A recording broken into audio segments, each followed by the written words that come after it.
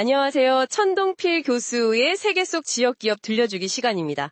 저희는 AI 리포터, 로컬과 리전입니다. 네, 안녕하세요. 오늘의 인도네시아로 가볼 텐데요. 아주 특별한 소셜 커머스 플랫폼 에버모스 이야기를 좀 해볼까 합니다. 에버모스요? 들어본 것 같기도 하고. 네, 이게 그냥 물건 사고 파는 플랫폼이 아니고요. 중소기업, 특히 여성들의 경제적 자립을 돕는 그런 사회적 기업가 정신이 아주 강한 곳입니다. 사회적 기업. 네, 그리고 또 하나 독특한 게 샤리아 원칙을 준수한다는 점이에요. 샤리아 원칙이요? 인도네시아니까 그럴 수 있겠네요. 그렇죠. 그래서 이번 시간에는 이 에버머스가 어떻게 탄생했고 또 어떤 방식으로 성장했는지, 그리고 사회적으로 어떤 영향을 주고 있는지, 또 미래는 어떨지, 이런 핵심적인 내용들을 좀 깊이 살펴보겠습니다. 네, 좋습니다. 그 에버모스가 시작된 게 2018년 11월인데요. 비교적 최근이네요. 네, 그렇죠.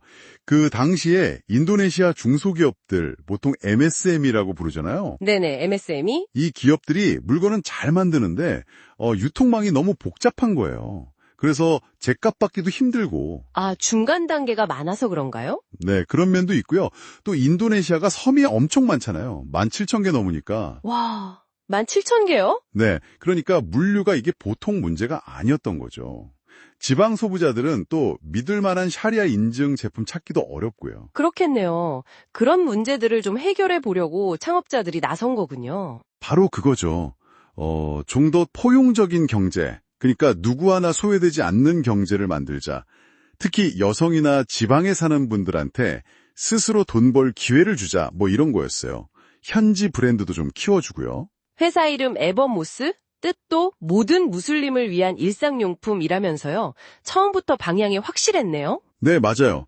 창업자들이 그 구프럼 무스타킴 CEO나 아립 티르타 사장 같은 분들인데 실리콘밸리 경험도 있고 또 인도네시아 현지 사정도 아주 잘 알고. 기술이랑 현지 이해도가 결합된 거군요. 그렇죠. 그래서 100만 명 기업가 육성이라든지 선한 일이 곧 좋은 사업이다. 이런 비전이 그냥 말이 아니라 실제 회사 운영에 다 녹아 있어요. 사회적 가치를 중요하게 생각하는 거죠. 비즈니스 모델이 연결된 소셜 커머스라고 하던데 이건 좀 구체적으로 설명해 주실 수 있을까요? 네, 핵심은 리셀러예요. 이 리셀러들이 에버모스 앱에서 할랄 인증을 받았거나 샤리아 원칙에 맞는 제품들을 고릅니다. 앱에서요? 네, 그리고 그걸 자기 소셜미디어, 예를 들면 왓츠앱 같은 걸로 지인들한테 파는 거죠. 자기가 직접 재고를 쌓아두는 게 아니고요? 네, 전혀요. 재고 관리, 배송, 결제, 고객 지원 이런 건 다 에버모스가 알아서 해줍니다. 리셀러는 그냥 판매에만 집중하면 돼요. 그럼 리셀러는 수수료를 받는 건가요? 네, 판매액의 한 15%에서 30% 정도. 꽤 괜찮죠. 에버모스도 물론 일정 비율 가져가고요. 샤리아 원칙 준수라는 게 흥미로운데요. 인도네시아 인구 대다수가 무슬림이니까 이게 그냥 할랄 식품만 모아놓은 정도가 아닌가 보죠. 훨씬 그 이상이죠. 정직하게 판매해야 한다, 제품 설명 정확히 해야 한다, 이런 운영 원칙 자체가 샤리아에 기반하고 있어요. 이게 결국은 신뢰로 이어지는 거고요. 신뢰. 그게 성장의 발판이 되었겠군요. 네, 정말 중요했습니다. 실제로 보세요.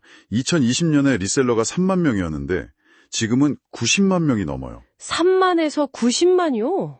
와. 네. 그리고 파트너 브랜드나 MSME 수도 200개에서 시작해서 지금 6,400개가 넘었고요. 대부분 한 95% 이상이 다 현지 MSME 제품들이에요. 현지 기업들한테도 좋은 기회겠네요. 그렇죠. 총 거래액, GMV라고 하죠. 이것도 2020년 회계연도부터 22년까지 무려 17배가 늘었어요. 올해 목표는 8억 달러라고 하고요. 17배 성장. 8억 달러. 대단하네요. 이미 1,800개 지역으로 진출했다고요? 네. 소외된 도시나 마을 위주로요. 특히 코로나 때 사람들이 수입원을 찾으면서 리셀러가 확 늘었어요. 정말 폭발적인 성장이네요. 근데 이렇게 빨리 크다 보면 어려운 점도 많았을 것 같은데요. 특히 인도네시아 지리적 특성상 물류가 아까도 문제라고 하셨고. 맞아요. 물류 문제, 그리고 사람들이 아직 디지털 기기 사용에 익숙하지 않은 거. 또 처음엔 이걸 믿어도 되나 하는 신뢰 부족. 이게 다 큰 숙제였죠. 그걸 어떻게 풀었을까요? 아주 똑똑하게 풀었어요. 바로 리셀러 네트워크를 활용한 거죠. 리셀러들이요? 판매만 하는 게 아니라? 네. 리셀러들이 최종 배송 지점 역할도 하고요.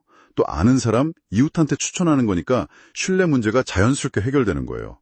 어떻게 보면 약점을 강점으로 바꾼 거죠. 아하, 그게 다른 큰 플랫폼들이랑 다른 점이군요. 그렇죠. 샤리아라는 틈새 시장에 집중하면서 여성분들, 리셀러의 86%가 여성이에요. 이나 지방분들처럼 기회가 적었던 분들한테 문턱을 확 낮춘 거죠. 스마트폰 하나만 있으면 되니까요. 커뮤니티도 엄청 강조한다면서요? 네, 커뮤니티 커머스라고 부를 정도예요. 그리고 MSME 지원 시스템도 잘 갖췄어요. 에버 프로라고 배송이나 광고 도와주는 서비스들 있고, 에버 비즈라고 제조나 금융 지원해 주는 것도 있고요. 단순히 연결만 하는 게 아니라 생태계를 만들고 있네요. 그럼 쇼피 같은 대형 이커머스랑은 경쟁을 안 하나요? 뭐 직접적인 경쟁보다는 자기들만의 강점, 그러니까 커뮤니티, 신뢰, 문화적 요구 이런 걸 파고드는 거죠. 아직 인도네시아 인구의 67%는 이커머스를 잘 안 쓴다고 해요. 에버모스는 그분들을 디지털 경제로 끌어들이는 역할을 하는 셈이고요. 지역사회하고도 되게 가깝게 지내는 것 같아요. 대사 에버모스라고 마을 단위 협력 프로그램도 있다고요. 네, 시범 운영 중인데 마을 주민들을 리셀러로 육성하는 거예요. 정부기관이나 구글 같은 곳이랑 같이 MSME 교육도 하고요. 아까 말씀드렸듯이 플랫폼 제품 95% 이상이 현지 중소기업 거니까 지원 경계가 아주 중요하죠. 실질적인 효과도 궁금한데요. 리셀러들은 돈을 좀 버나요? 네, 월 평균 한 43달러 정도 번다고 해요. 근데 상위 리셀러들은 월 191달러까지도 벌어서 이게 인도네시아 최저임금 수준이거든요. 와, 의미 있네요. 특히 리셀러 3명 중 1명은 이게 유일한 수입원이라고 하던데요. 맞아요. 특히 여성 기업가가 86%나 되고 이분들한테 무료 창업 교육도 제공하니까 여성 역량 강화나 금융 포용성 측면에서 기여가 크죠. 교육 시간만 15,000시간이 넘고요. 디지털 도구 잘 쓰는 리셀러는 매출이 18배나 높대요. 교육의 효과가 확실하군요. 그럼 앞으로 계획은 뭔가요? IPO 얘기도 나오던데. 네, 일단은 핵심 지역인 자바섬에 더 집중하고 수마트라 섬으로 확장을 계획이고요. AI를 활용한 도구나 MSME 지원 서비스도 계속 강화할 예정입니다. IPO는 언제쯤 생각하고 있나요? 2026년 목표로 보고 있어요. 인도네시아 증권거래소나 나스닥 상장을 고려 중이고요. 당장은 올해 4분기에 흑자 이비디아 달성이 목표라고 합니다. 네, 들어보니까 에버모스는 정말 단순한 쇼핑 플랫폼이 아니라 인도네시아 사회의 문제 해결에 기여하면서 성장하는 아주 흥미로운 모델인 것 같습니다. 이익과 사회적 목적 두 가지를 다 잡으려는 노력이 돋보이네요. 그렇죠.